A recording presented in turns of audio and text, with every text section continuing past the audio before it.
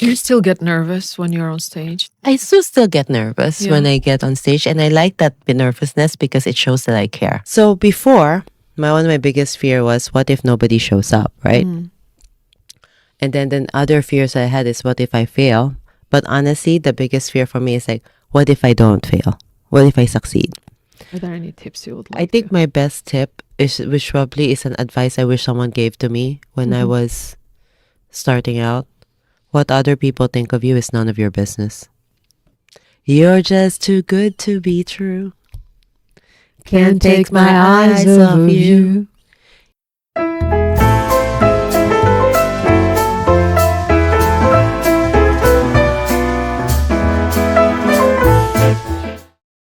Hello and welcome to Empowerment Hub podcast. Today I have an extraordinary guest. A guest that I met actually on stage for the first time more than 1.5 years ago. And since then, in my head, she's associated as Lady in Red. And I'm so glad she actually showed up in red dress today. And it's no one else than Anna Ong, person who created What's Your Story Slam that gave chance for many speakers to be on stage, to tell their stories, to experiment and express themselves on the stage. And yesterday was one of those events that I had an honor and pleasure to be and to participate as a speaker. And she's here today, and she will tell us a little bit more about that. So Anna, introduce yourself, please, to us. Thank you, Irina. My name is Anna Ong. I'm a former banker turned storyteller, and I'm the creator of What's Your Story Slam, Singapore's largest and longest running storytelling show. And the show started because I wanted to promote the power of personal stories. And I'm so happy that in a place where they say no creativity thrives, we were able to survive and do the show for the past 6 years. 6 years already? Yes. Wow. That's a lot. And so, Anna, I would love to know, and Anna has shared it a few times on the stage, but how did you even come to the idea to create that show? Well, it all started when I moved back to Singapore. I was looking for a place for me to tell stories because I wanted to tell stories on stage. But the only thing available was stand-up comedy open mic nights. While they were nice and says storytellers are welcome, the audience wasn't the same because they were expecting stand-up comedy jokes and I wasn't delivering the jokes fast enough. So I was complaining to my friends from business school about it, and one of them asked me, what's stopping you from starting your own show? And the first thought that came to my head was nothing. And I also thought I also have nothing. Like, I had no credibility whatsoever, no street creds. Like, I didn't know anybody. I don't even have credentials to be up on stage. But one thing I also had was that I was also a nobody. So what do I have to lose, right? Because I had nothing. So I figured, how hard could it be? Book a venue, find storytellers, get people to come. And I thought, if I created an event on Eventbrite and announced it on Facebook, people will come. Turns out it's not as easy as that, because I think 3 weeks before the show started, I had a theater, the projector, which you know very well, that can sit 110. I only sold 30 tickets. 10 of which are the storytellers on stage. So, according to the storytellers, they don't mind because it's a smaller crowd. But I've also had that experience of speaking to an empty room, and it's a very depressing feeling. And I didn't want them to feel that way. So, and it occurred to me, because my friend says, it's okay if you want to cancel. Nobody knows, right? So there's no embarrassment. But I also know if I don't do this now, I'll never have the courage to do it again. So I decided to put myself out there, posted on all the social media, Facebook, Instagram, LinkedIn, even on Tinder, because it's a social media app, just to see who would come to the show. And yes, so on the night of the first show, we had 80 people, 10 of which were from dating apps. I was hitting anyone who would swipe right at me and inviting them to come to the show. And that's the creative spirit of Anna Ong. That's amazing. So if you look back, right, 6 years ago, and you say that nobody knew you and you just made this courageous step,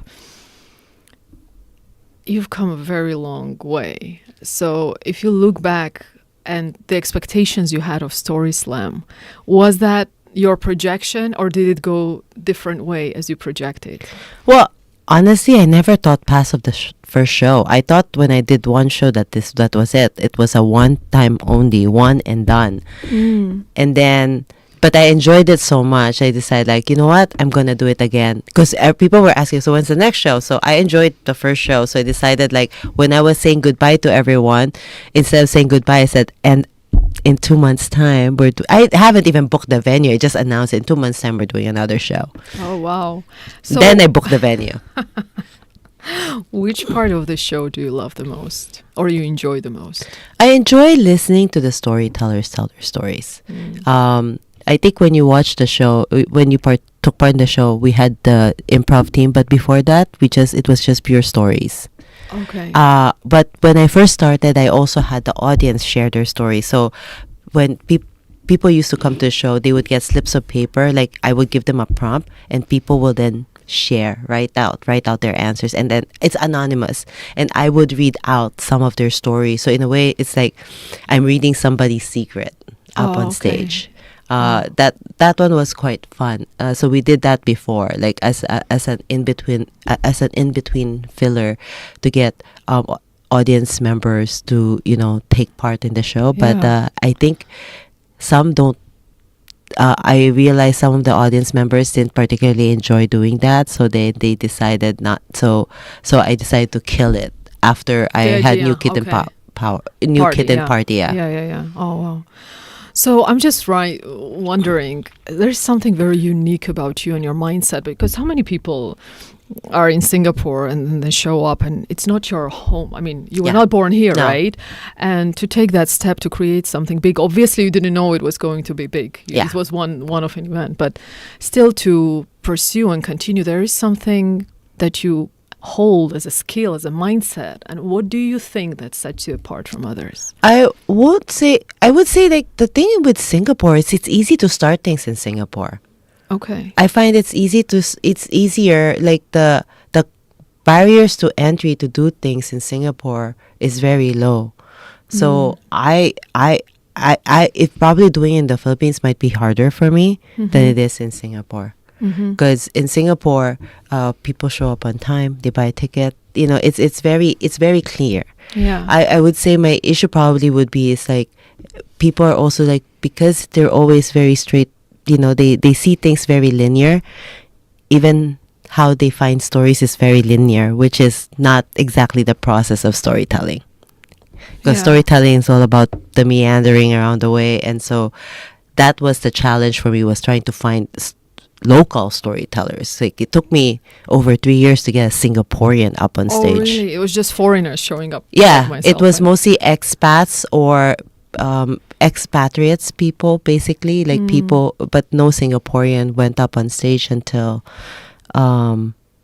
January 2022, and it took me, and he asked so many questions, and so I thought, do you want to tell a story, or do you want to just watch the show? Okay, yeah. And it's simply because they are not as open to telling it in front of the public, or what do you find different about? I think it's because they all tell me they have no story to tell. Oh. So it's more about like not even thinking that their life is interesting. And so, but now I find I get a lot more Singaporeans up on stage. I go like, now that I've opened, like I've tapped into it, like now it's hard to shut them up. So actually, for some people that are wondering about storytelling, maybe even are in public speaking or in Toastmasters or anywhere else, and very often, indeed, people believe they don't have interesting stories to share, would it be on stage, but even off stage. Yes. So I would love to know your perspective, or how you help people change their mind, because I believe so many people have so many stories to share in reality. Yeah. I would say that I would probably say that it's similar to coaching, right? Like when everyone shifted, that's where the story lies. The shift. Yeah. Before the shift and after the shift. That's really the story. And most people, I think I use the show to showcase to people that you don't need to have an extraordinary life to have a great story.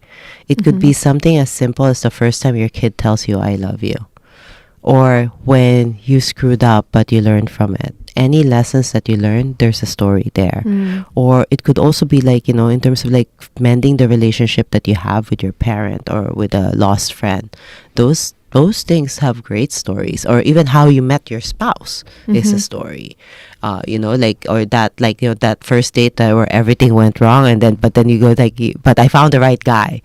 So that's also a story. You don't have to climb Mount Everest and survive to be able to say I have a good story to tell, because that's very unusual. Not everybody can relate to it, but everybody can relate to having their own personal Everest, like their own personal challenges. Yeah.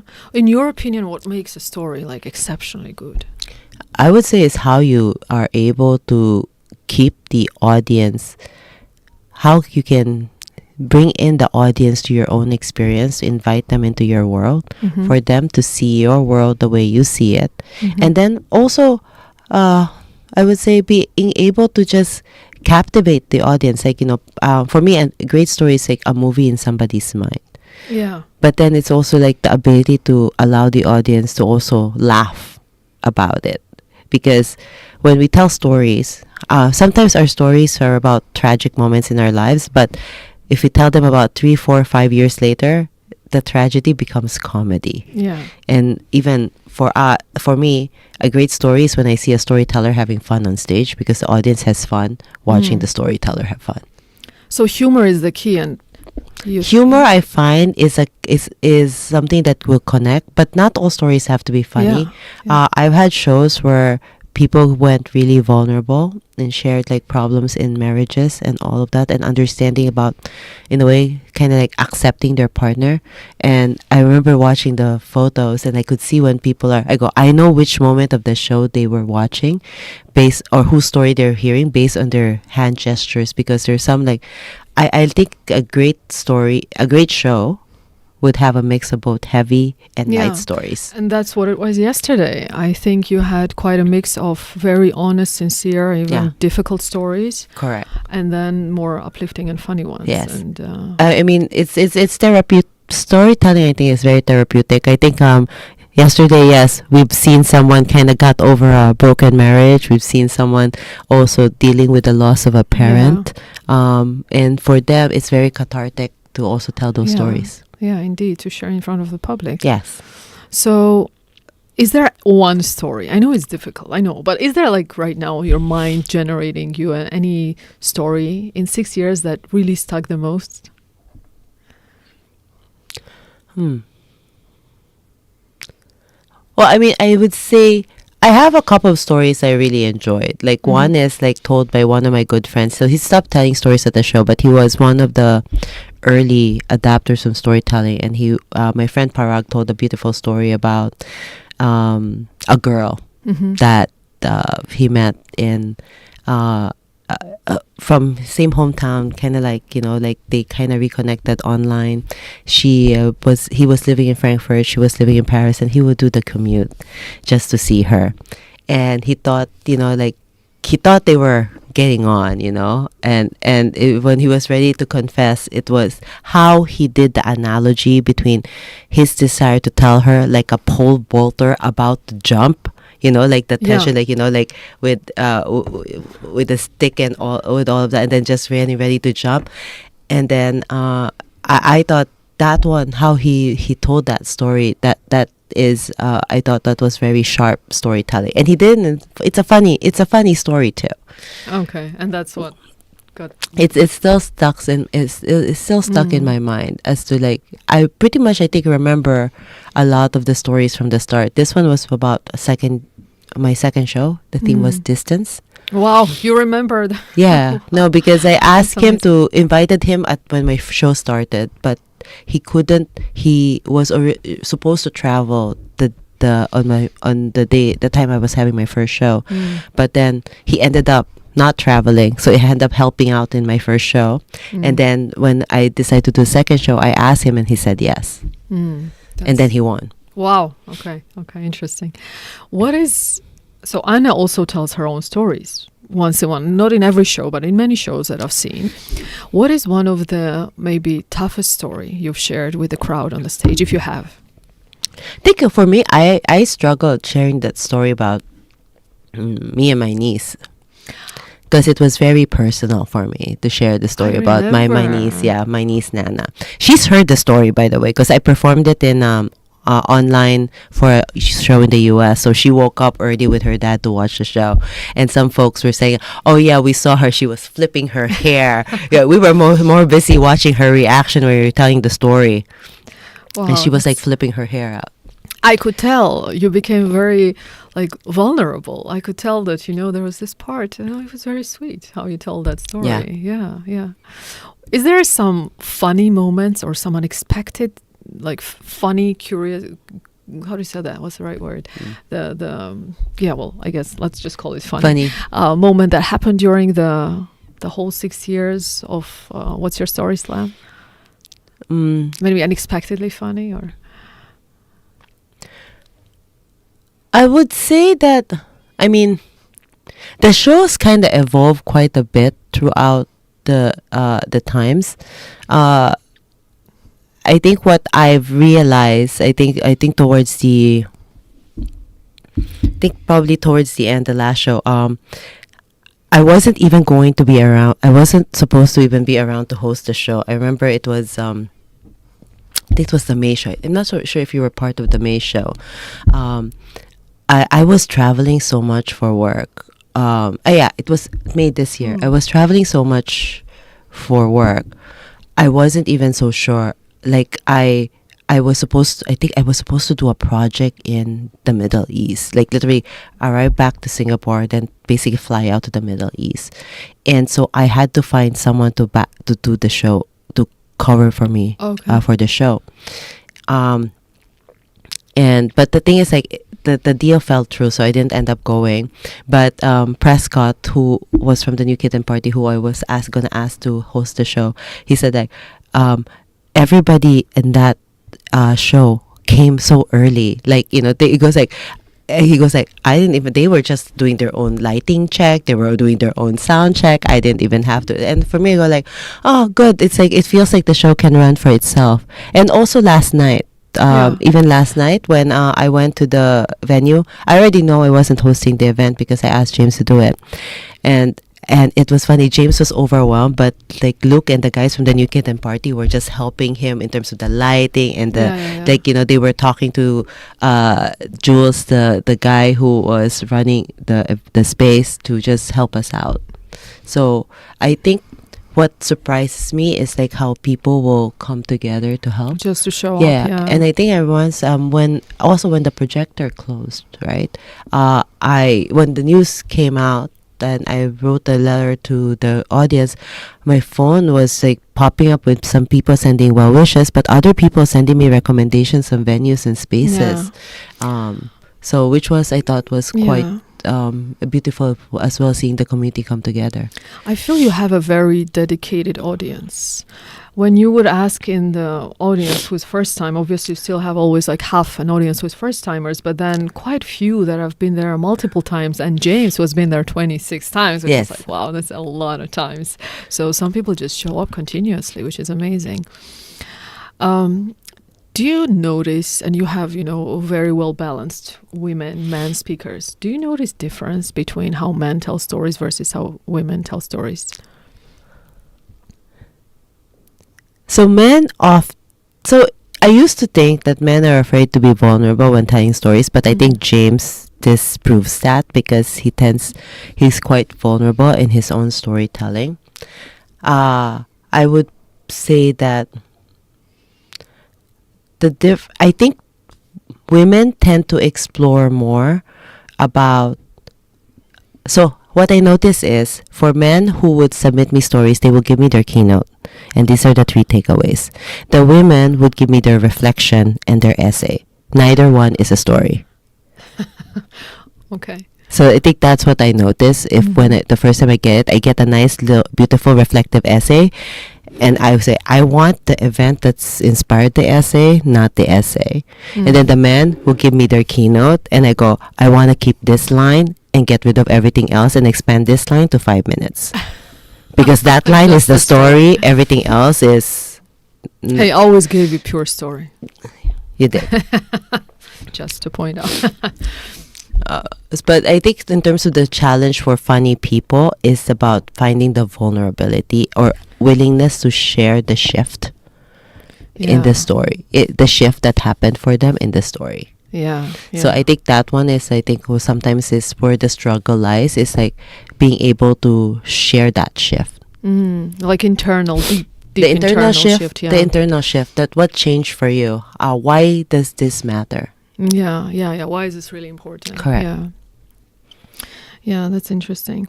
So what do you project, right, 6 years later? And I know that you're now took also a pause, a creative pause. Yes.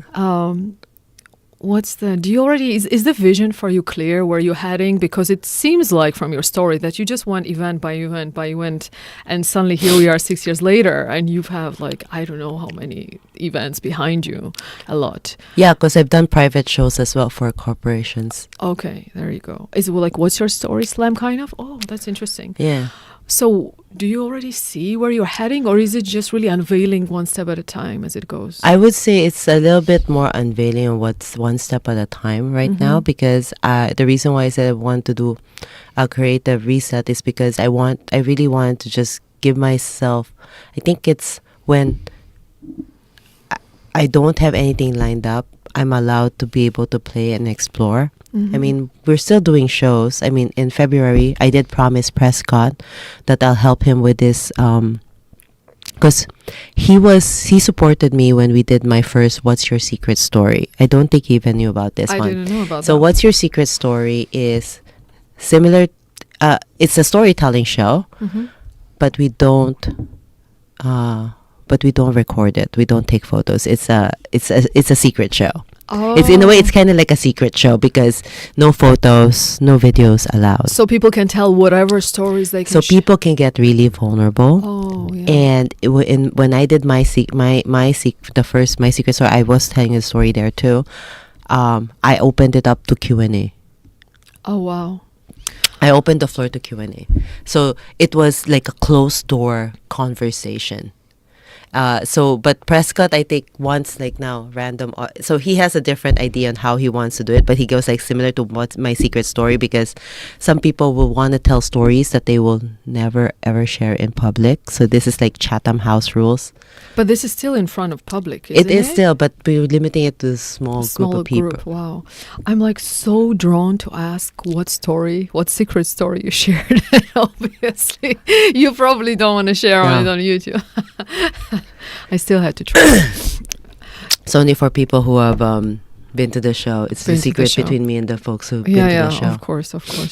So, okay, pretty much you're saying you're unveiling as you go.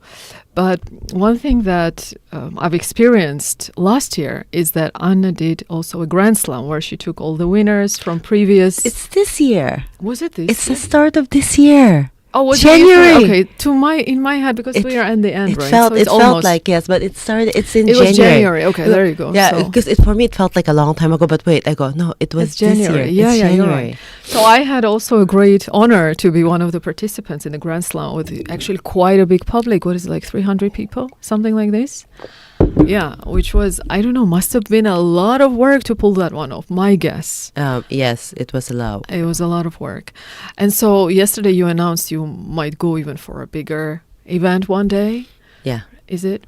So what is pushing you? What's the driver for you behind all that? Well, someone pointed out to me, it takes the same effort to sell tickets to a big show than to a small show. Why don't you just go bigger? Wow. Okay.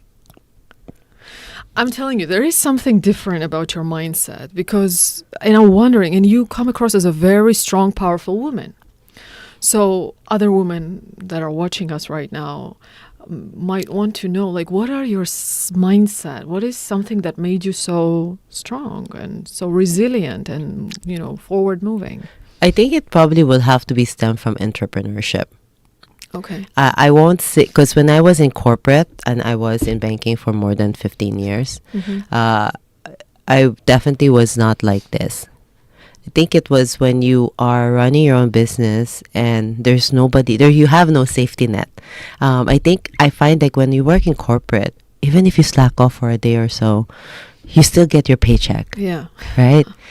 But in entrepreneurship, if you slack off a day or so, if you don't have enough cash in your bank account, you end up paying for the consequences. So I find like, especially in the early years of entrepreneurship, I really had to work for it, and have to be a bit more shameless and unapologetic. Still working on the being unapologetic and shameless bit in terms of doing things, because but I also like to see, like, whenever I'm offering, whether it's a workshop or a show, I am doing it is more for me as a service to the public, because I do know the value that my show brings. I do know the value my workshop brings. The fact that I'm telling you means that I am giving you the opportunity to do it. I think for me, that's like the mindset. I don't see it as me pushing something. I'm seeing me offering you something, an opportunity. Yeah. Whether you take it or not. So some people go, oh, I missed your show. I go like, well, honey, you've been saying for 6 years you're going to come to my show, but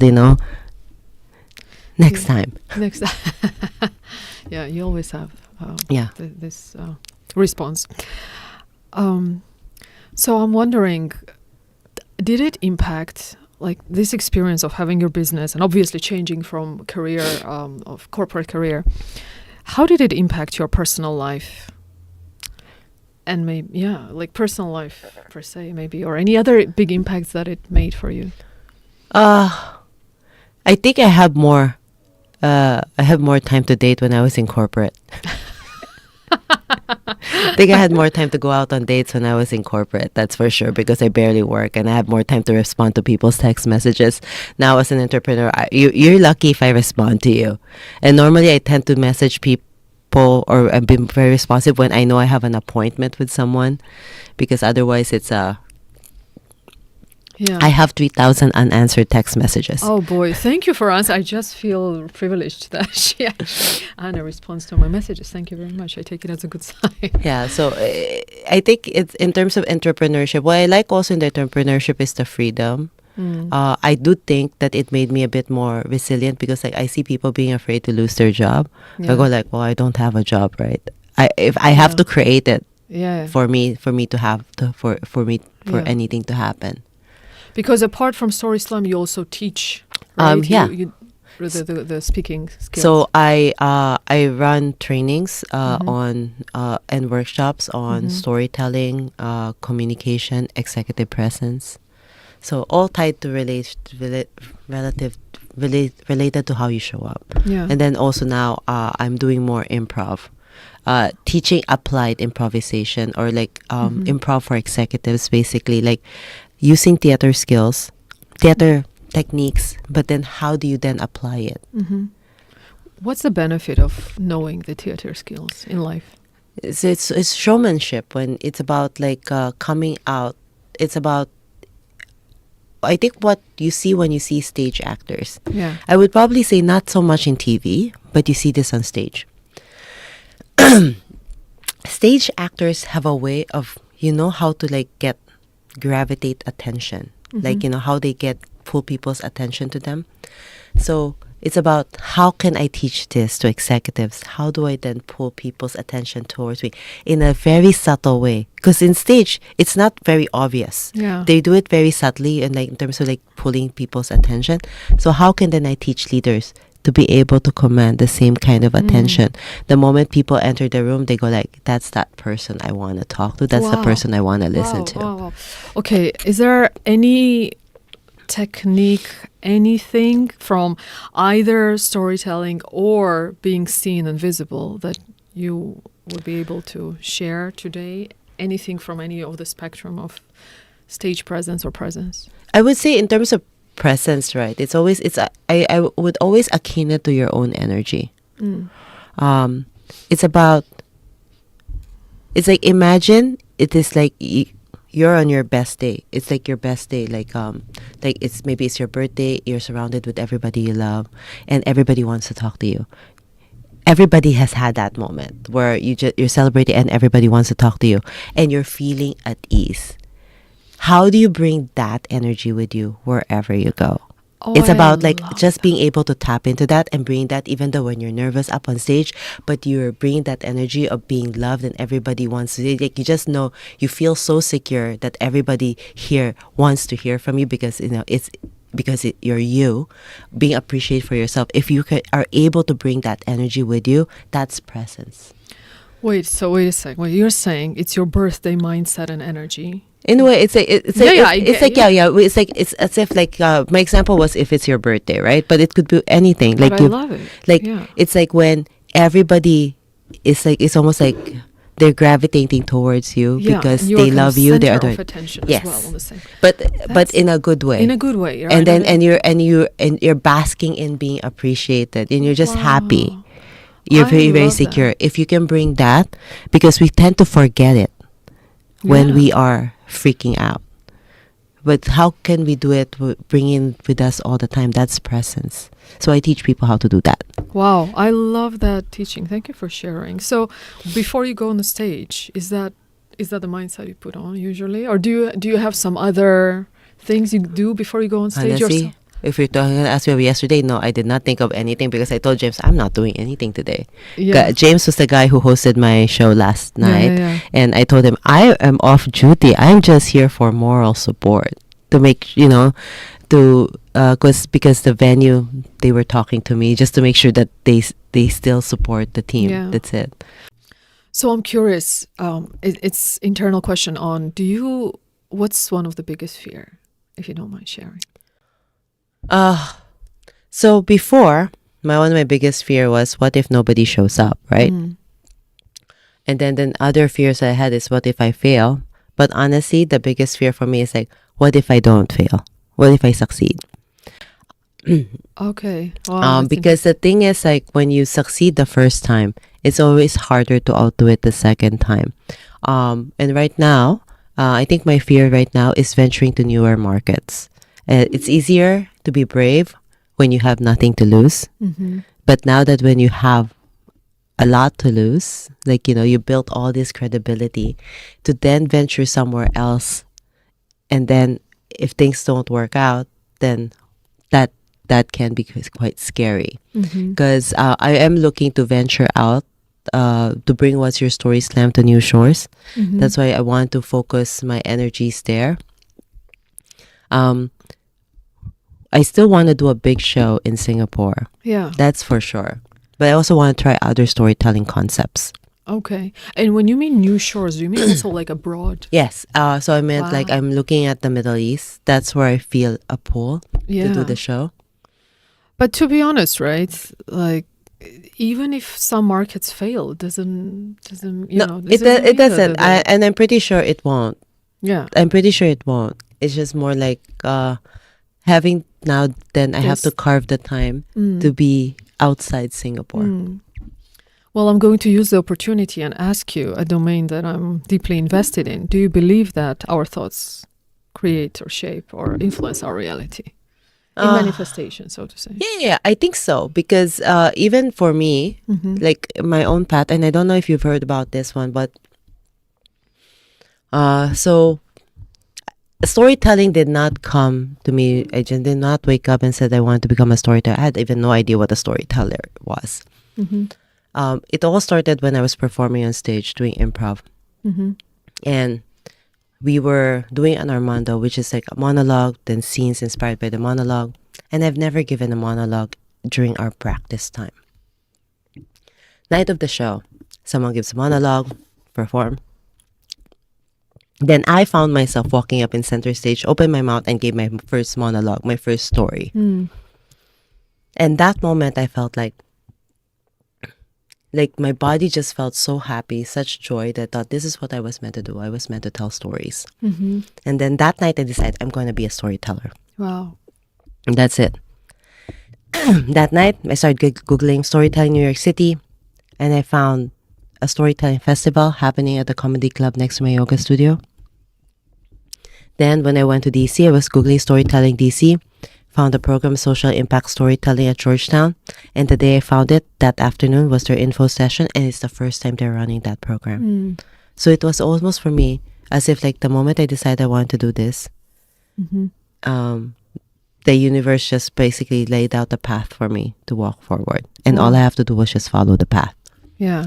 And also like for the show, for the Grand Slam, I wrote 300 as a number. Oh, really? Okay. That was my number. And I was literally doing manifestation, visualization as to like how the grandstand was going to look. And I had 300 as my number. And it worked. Yeah. So what's your techniques like when you want to manifest something? Is there a certain techniques that you apply? You mean visualization? You I mean, mentioned like I listened to some I just used the visualization as the programs on Insight Timer. okay. But I used to have a visualization playlist, and then I would just write it all down as to how it would look like. But I think also like and you would probably seen that I was like super stressed out about like getting people to come and watch the show. That I think I was I had to leave Singapore for a while because I realized I was not bringing the right energy. Like I was just angry at everybody. I got angry at the storytellers. I'm angry at everyone. I go, this is not the right energy. I'm going to take a chill pill and I'm just going to leave. And so, and I left for a visioning retreat. Yeah. And then I decided to like, and then I think so it was pointed out to me, you keep obsessing about the empty seats. You stop focusing on the seats that are already filled. And I remember I wrote about it too because I go like, it's like you're a kid who's wants daddy to be there and you forget the effort that mom put in Oh. to be there for you. So I go like, so for me, then I decided I'm just going to honor the ones who have already bought tickets and who's shown up. Because this isn't about those who could have come, but it's for those who already are coming. And the moment I shifted that mindset, Yeah. ticket sales just started happening. Wow. Yeah. That's it. The you moment I just focus. You actually, yeah. I think when you focus on what's missing, you get more of that energy of what's missing. Yes. You know. So then I just go, I'm just gonna appreciate those who are there. And then Yeah. the moment I just shifted, Amazing. people started showing up. Are you open to do an experiment of a manifestation for your Middle East project? Yeah. Yeah. Okay. So, dear friends, then we're going to do this manifestation experiment. Okay. We are going to jump in. When is the project? Is that within 1 year or? Well, yes, I always thought I wanted to do it in February, but then I guess it's going to be over a year, in 15 months. 15 months. All right. We'll just do it 15 months because it's November right now. Yes. Okay. So we're going to hop on to 2027 right now, and I'm inviting Anong second time, 2027, and we will have a month of. Let me calculate correctly. It should be March, right? 15 months. Am I calculating correctly? I think so. So March. Okay. Somewhere in March, you are in my podcast, and everything went best possible way in your new project. Tell me about it, and I'm so curious. How did your new project go in the Middle East? Oh, we did a show in both Dubai, Yeah? as well as in Riyadh. Wow. Yeah. How many people showed up? So yeah, we had like maybe about like I was surprised. I thought like I was gonna expect like 50 people, but like we've had over 100 people show up in the Dubai event. Nvidia was even surprising. It was like 150. Wow, amazing. Yeah. Who knew? A lot of women are ready to have their voices heard. Yeah. Actually, I honestly believe that in that market, a lot of women want to express themselves and be heard and be seen. So, yeah, you did a great job. So, what's the next move? Well, I think the next move is for me to just like get more people to learn how to tell their stories. Mm-hmm. Because in order to get people to go up on stage, I need them also to feel very confident about their ability to tell their stories. Yeah. Finding their stories. I think they already know their stories and found their stories. It's just about that. How do we help them craft it to make it stage ready? Okay. Well, I like how your vision is already kind of there. Specific. Yeah. Good job. And then I'm going to ask then the question is, what is the first thing for people who are missing confidence on stage and to tell their stories? Okay, obviously, like first they need to find a story, but let's say you help them find a story. What's that next step to find that inner confidence and pull it off to say? Because, you still have people that forget their stories, which is not a big deal. I mean, we all forget at some point. It's fine. But how do you still summon this energy of confidence, apart from the great tip of birthday that you told us? I think, okay, so when people want to go up on stage, it's either there are a couple of reasons, right? One is a personal challenge. There are those who come up because it's a personal challenge. And then there are those who love being on stage. Yeah. There are those who love telling stories, and that's a platform for them. There's those who loves the spotlight, and then there are those who see it as a challenge. The ones who are afraid are normally the ones who push themselves out of their comfort zone to go up on stage to share a story. And for a lot of them, they tell me it's an out-of-body experience.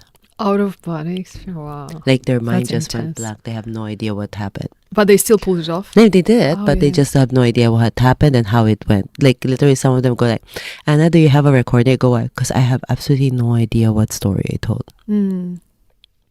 And Wow. because there are some, that was a very interesting thing, because some people have a story Yeah. that needs to be released Yeah. and never to be repeated again. Okay.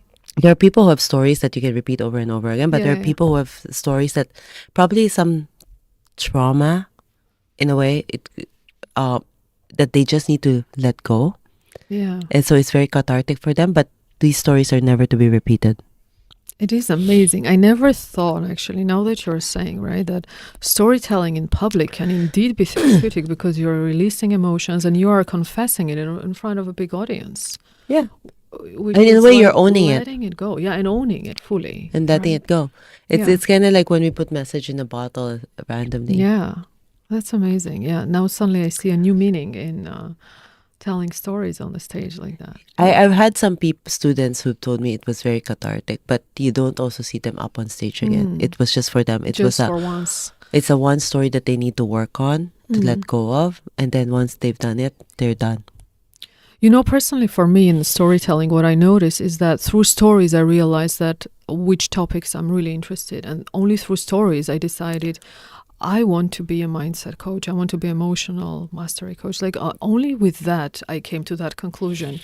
Otherwise, I might have never even chosen the career I do, if not stories. Okay. So, What made you decide on that?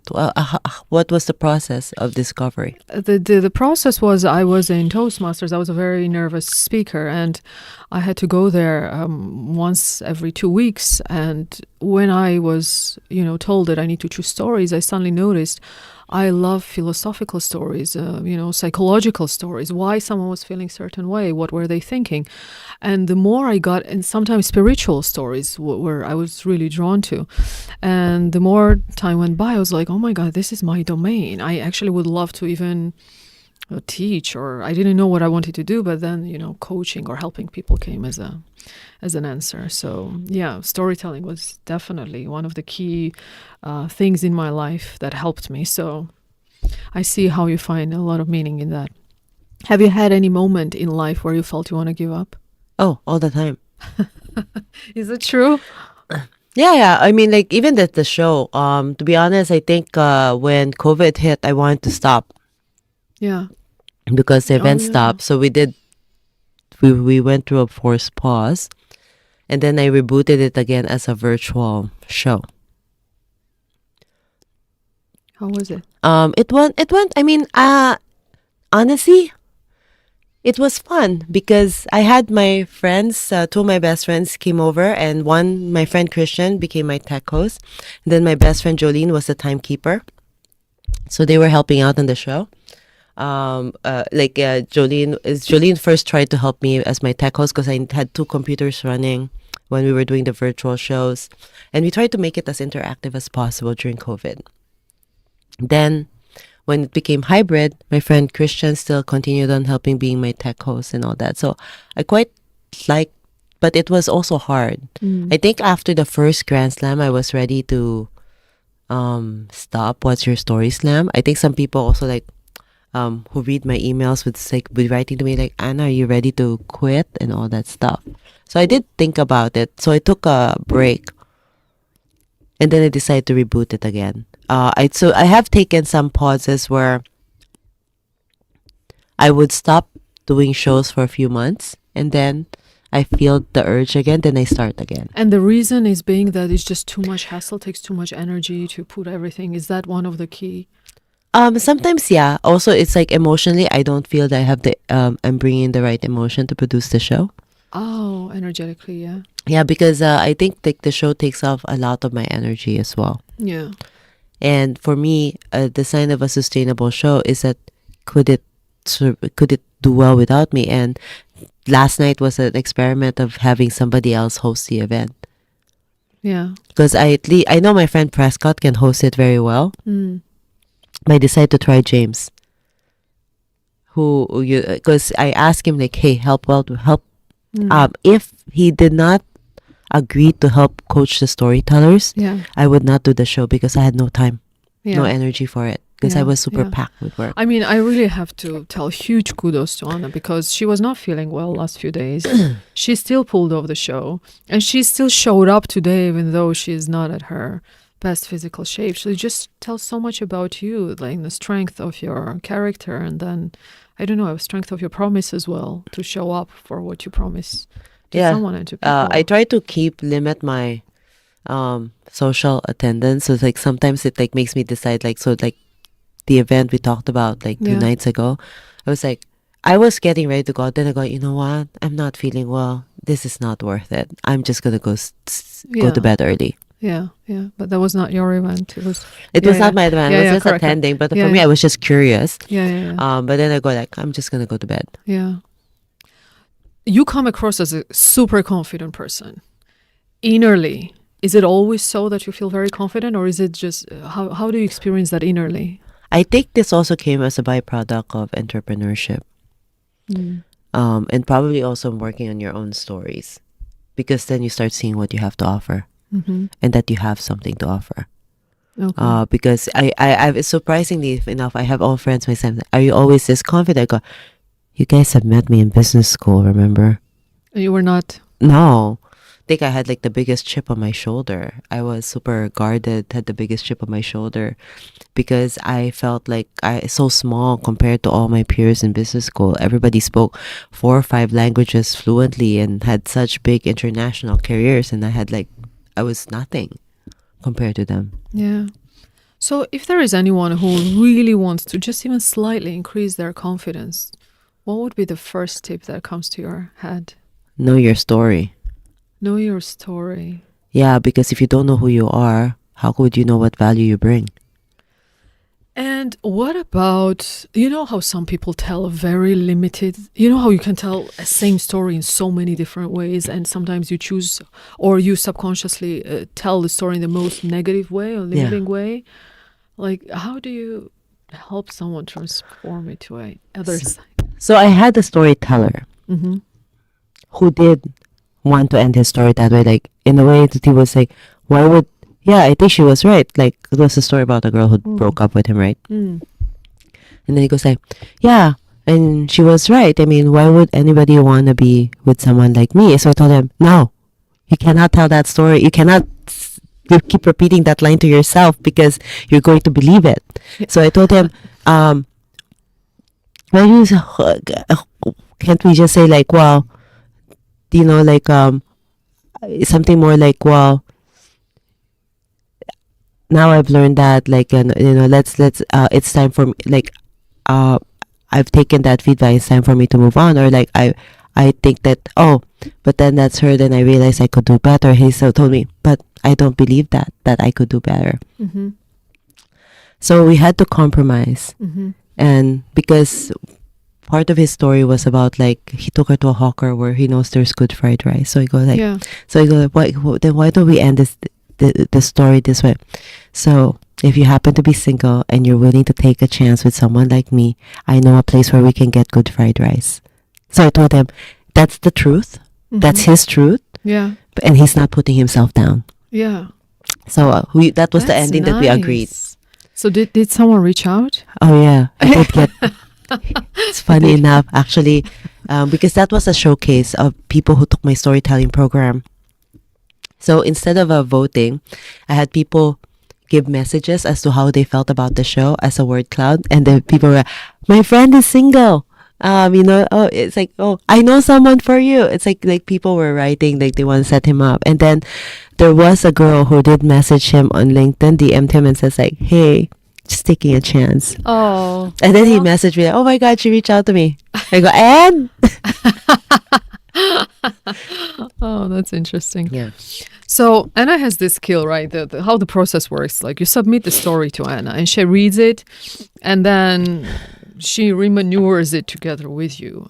And I always wonder, like, do you put some like metaphorical director glasses of, the movie director who will say, no, start from here, chop this off, like, what's the back end going in your head when you read someone's story? So it depends on how crafted the story is. Mm-hmm. Normally I try to find where first the shift is, Mm-hmm. try to find the shift. And then from there, what would be the cinematic start Yeah. of the shift? Okay. Because I always like to start the stories somewhere in the middle of the action Okay. so that yeah. it just hooks everybody in. Yeah. Not everyone has the courage to start the story that way. It is a cool way to start. I mean, even in movies, it's a cool way to start from the very middle and then zoom out. Is there any way, in a craftful way, to end it? So a lot of people like to end it with some learnings or some And or you don't like punchline. it, I know, right? I don't like it because I find you're lecturing the audience instead of letting the audience have the takeaway. Mm-hmm. So that's why I normally like to end it the moment the shift happened, just to end it as soon as possible. Mm-hmm. Okay. So just no learnings, right? No I mean, learnings. Like the audience can have their own takeaways and each audience gets a takeaway based on what's happening in their own lives. Okay, so now I'm going to ask something that just came to my head. I'm very curious, okay? You don't have to answer, okay? So has it ever happened in 6 years that somebody from the audience like tries to, date you?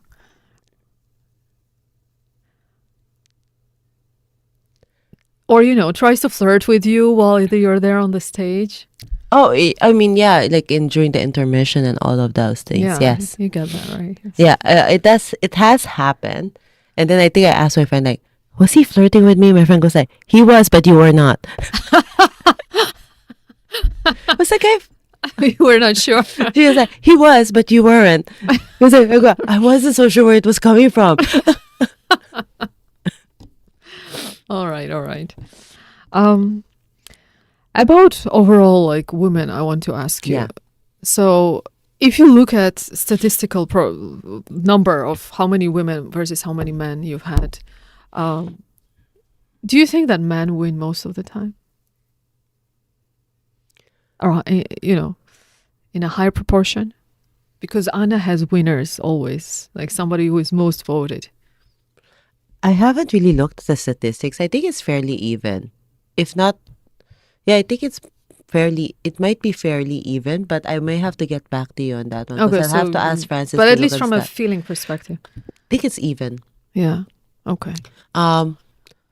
Right now I get more women telling stories, but then I have to look at the probability if men win, even if I have more women but men still win, what are they doing that's different? Okay. And No, I haven't really done an analysis on that one because I normally look at it in terms of structural. yeah. But it's also like sometimes like, like I said, the show can also be a popularity contest. You can also Yeah. bring your friends. Yeah, of course. It's and I feel, it's so like we choose upon emotions, right? Like it's with emotions. It's rarely with the head. Or whose story you remember. Or whose story you remember, yeah. All right. Well, I would love to ask you if you have any tips like to our audience. Would it be a mindset tip? Would it be a confidence tip? And especially if you have some tips for women. Are there any tips you would like I think my best tip is, which probably is an advice I wish someone gave to me when I was starting out. What other people think of you is none of your business. I think that for me is like the best advice I could ever give anyone. What other people think of you is none of your business. Wow. And I wish someone told me that. But like, okay, how to, like, one thing is to know, right, that it's none of your business, but how to pull it off, how to be untouched with it. Is it something that comes easily to you? Well, for me, when people give me their opinion, if I hear people's opinion about me, like, the judgment, it Mhm. tells me more about them than it tells me about me. Mm. And it tells me more what's going on with them than what it is about me. About you, yeah. Because when someone says, like, oh, she's a little bit too much, which tells me, like, they wish they would be a bit too much. They wish that they could put themselves out there too, but they're not. So that's why they attack those who are. Oh, that's an interesting observation, right? So if somebody says that you are this and that, somewhere they actually might want to. It might be something that they want to, so they're Themselves, envious yeah. about it. Wow, that's an interesting. So you are just emotionally detached It's from I it. won't say it still hurts. I Yeah. mean, I'm human. It still hurts, Yeah. but I also tell myself, like, well, it's more to do with them Yeah. than has to do with me. I just happen to be the visible punching bag. Yeah. Because that's the thing. Also, the price of visibility is you get to be somebody's punching bag. Yeah. Hmm. That's why some people don't want to put themselves out there, because and sometimes I do get also, like, like, I get nasty messages and I go, seriously, I did not get paid to deal with this. Yeah. Yeah. You always have the Yeah. people that can throw this. Yeah. I'm going to ask you about your color because you show up in red most of the time. And, it's like in my head, you're a lady in red. Is there a reason why you chose the red as is it like your brand color and you own it? Honestly, it's not even my brand color. So it's funny. I don't have that many red.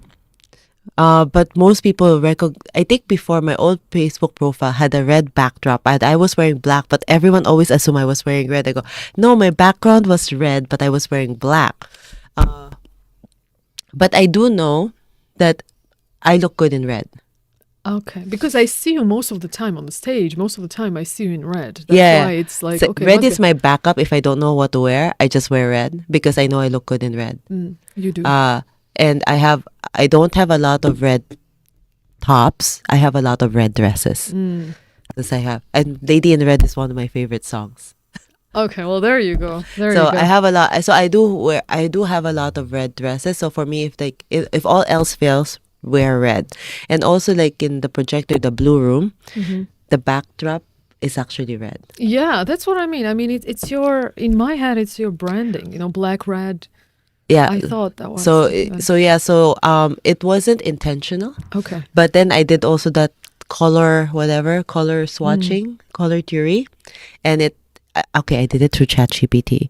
I asked ChatGPT, so how can you do my color analysis? And then ChatGPT gave me, like, you have to wear a gold top and a silver top against a north-facing window. Then I asked, why is north-facing over south-facing window? He says north-facing because it's the most natural light. Wow. And since you're in Singapore, at this time to this time. So I did that.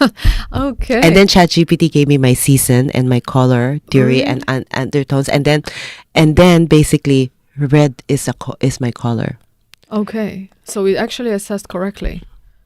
Use ChatGPT to analyze my makeup. Wow. And at what time to wear what? Like, it would be funny, right?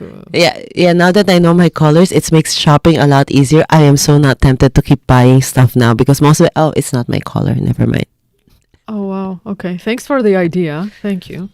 Okay, before we wrap up, I'm going to ask you a quick question. What's your favorite movie? Like, without thinking.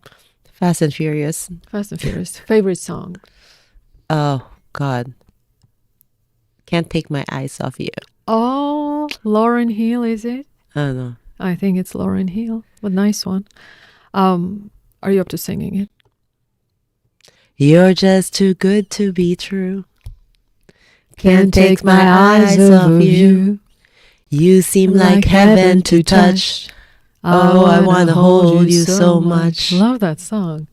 Lovely. Yeah, from my school days. Yeah. Favorite book? I like, so the book that Milan Kundera's The Unbearable Lightness of Being. Unbearable Lightness The Unbearable Lightness of Being of by Milan Kundera. Okay. It has one of my favorite lines. Which is? What is flirting? What is flirting? But the promise of sex without the guarantee. Such a brilliant line, right? Okay, I have to process it. Okay, it is a very funny line. Okay, interesting. A favorite person in the world? I know, it's a tricky one. I know, it's a very tricky one because Well, I mean, Okay, don't tell me. Don't tell me. I don't want this person to, other people to see and feel upset for either answer. All right, my friend. Any other final tips, learnings, anything that I could have, should have asked you and that you would want to answer that I didn't ask?